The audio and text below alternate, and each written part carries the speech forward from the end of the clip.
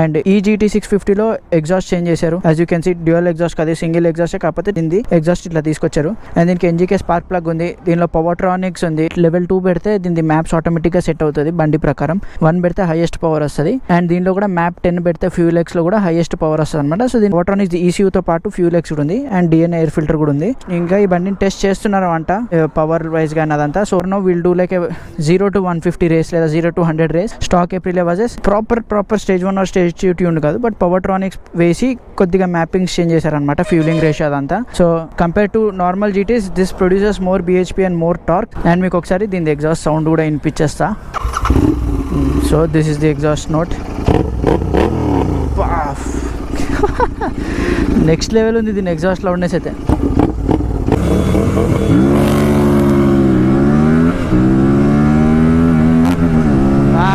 Gear miss అయిపోయింది.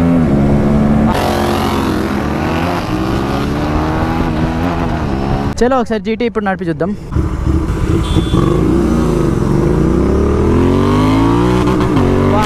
But compared to other GTs, this is really like very quick. Compared to వేరే GTs, this is very fast bro.